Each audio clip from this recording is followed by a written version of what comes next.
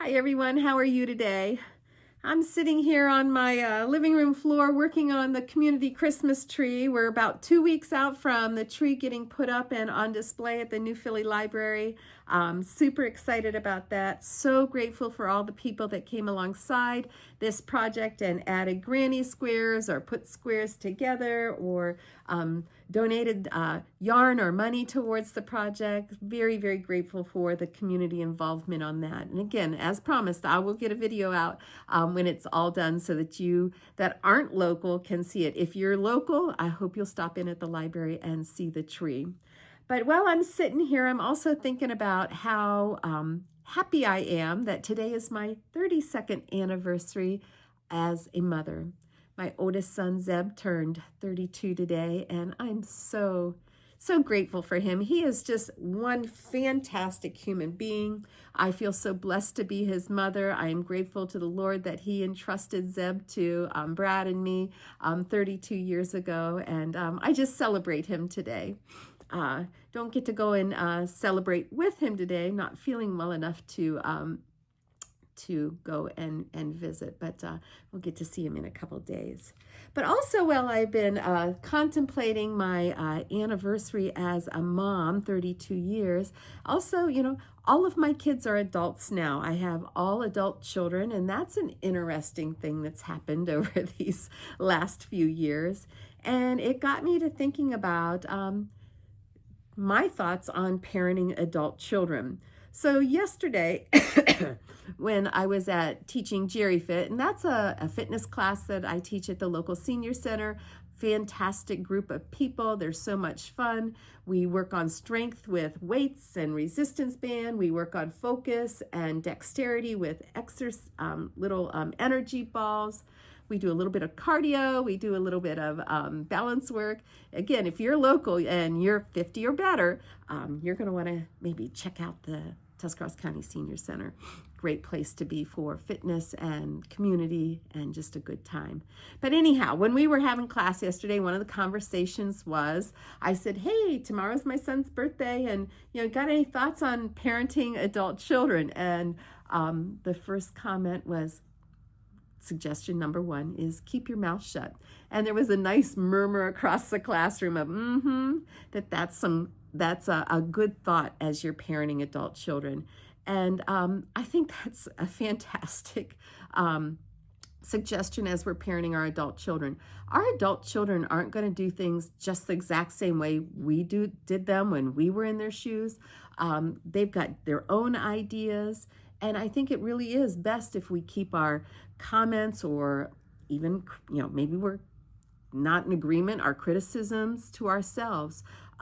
They're just going to choose to do things differently. And we want to make sure that we are keeping those comments to ourselves because we don't want to damage the relationship we have with our adult children. If they feel constantly criticized or second guessed, why would they want to come and communicate with us? Why would they want to share their life with us? So I think in order to maintain a good relationship with your adult children, with my adult children, I'm choosing to keep my mouth shut a little bit. Things change over time. When I was having kids, every kid wore a onesie underneath their outfit. If you remember those onesies, the little undershirts with the snaps. I mean, my kids wore onesies until they were potty trained, and then after that, they wore undershirts. And that's not a thing now. That's not, onesies are printed and they're the outside shirt. It's not a thing to be wearing all these undershirts and whatnot. So I remember when I was a young mom, the thing was, why don't you have a hat on that baby? And these were like random people that you'd see. And wearing hats in one generation was just the standard for how you go out in public on little people. By the time I was parenting, not so much. So now it's kind of like the undershirts are not the thing now. And if I kept commenting on, why don't you have an undershirt on? Why don't they have their onesie on? It would not make me a very enjoyable person to be around. So it was something I learned to just zip my lip about. I did obviously ask in the first place, oh, they don't wear onesies anymore? Nope. And I realized very quickly that, gosh, that's them. That's their choice. They're going by the best parenting suggestions that they have right now. So that's the first one. The second one was, and this was also offered by someone in our Jerry Fit class. Only offer advice when you're asked. What a great recommendation. If I'm offering advice and I haven't been asked, I'm pushing my agenda. But if one of my kids say, "Hey mom, what do you think about this?" or "What are your thoughts?" then they've opened a door to allow me to speak into the situation or the decision that needs to be made. And I am generally going to premise it with, wow, if I had to make that decision, I would, choose this. If I put it in that, if I was making the decision, I would, it opens my child up to being able to go, you know what, that would work great for mom and dad, but not for me. And so they can still choose to make a different decision without feeling like they didn't accept our advice, or, like they're going against something we would say. So I think that was a great suggestion. One of the other things I thought of on that one, I thought if I was asked my advice, I might offer an example from when I was, in a similar situation, prefacing it again, like, I remember, when I was a new employee at the company I worked for, I did this and that worked well for me. Or it could be an example of I did this and that didn't work so well. It's giving advice, but still allowing your child or your adult child to make some decisions. And it's always kind of it always seems kind of funny to refer to your adult children as my child.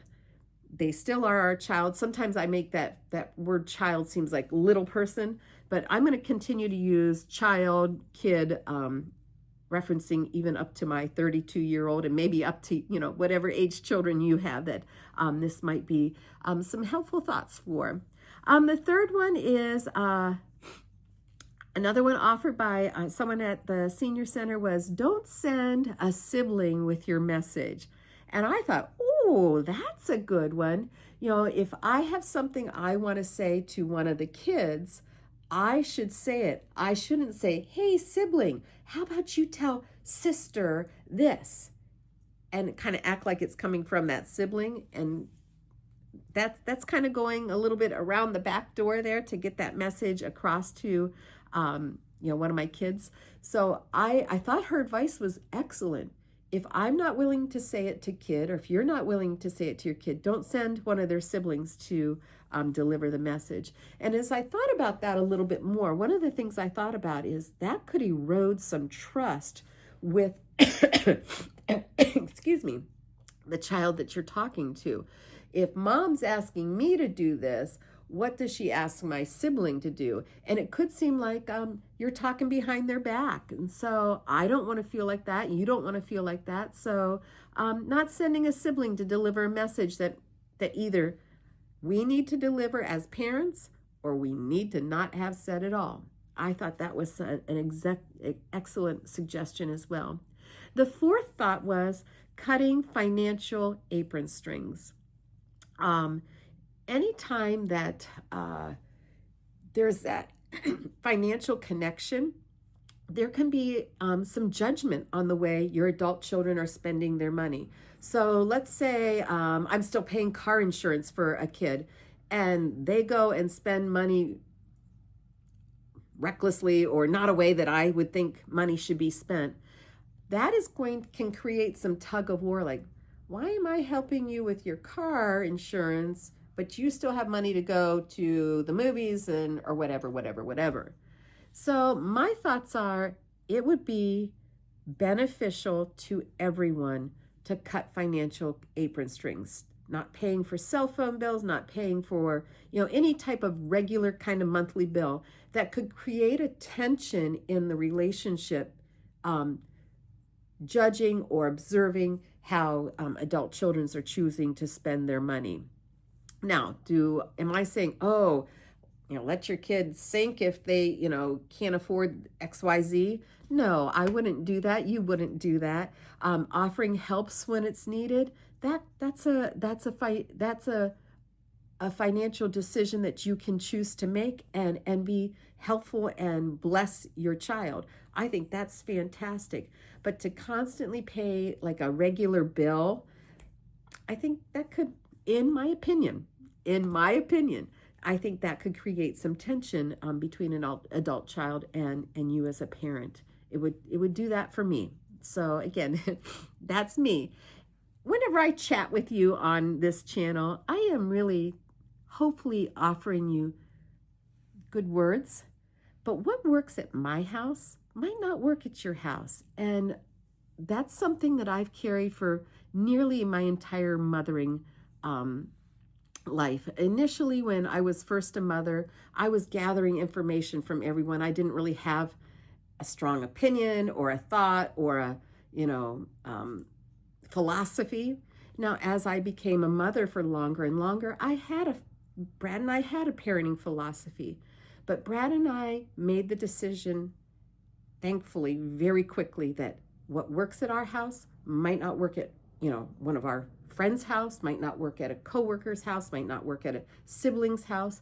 And we decided, you know what? We didn't want to be judged for the choices we were making as parents, so we chose not to judge others. So there's some good, 2 cents there for you.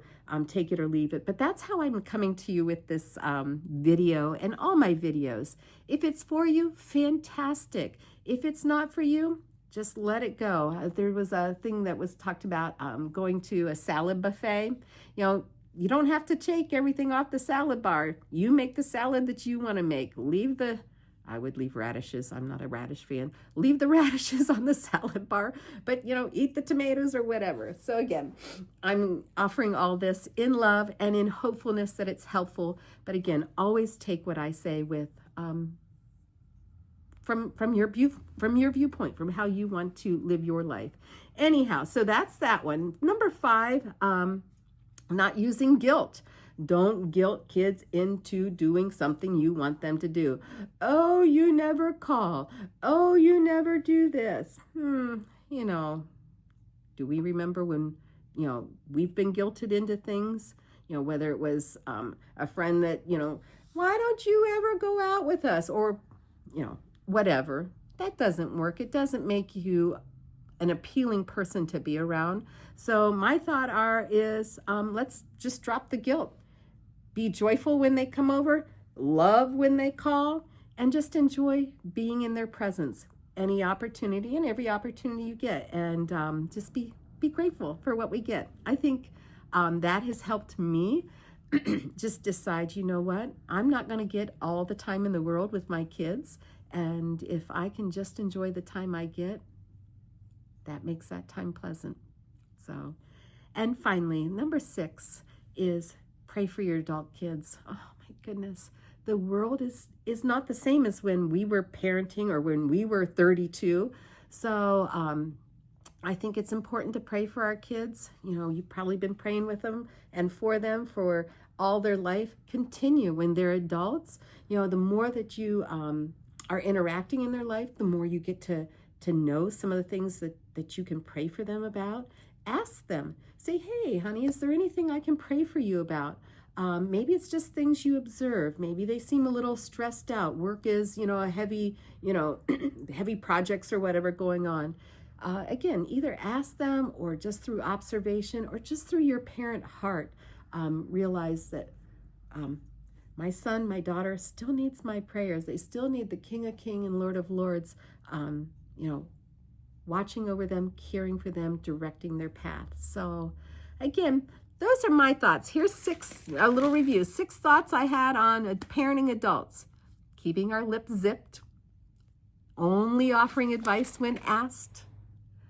Don't send a sibling to give a message that either needs to not be said or you need to say yourself.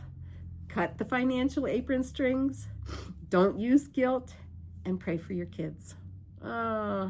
So I will tell you, I haven't been a perfect mother over these 32 years, but man, do I love these kids that I've been blessed with. And so it's always my heart's desire to love well and do the very best I can.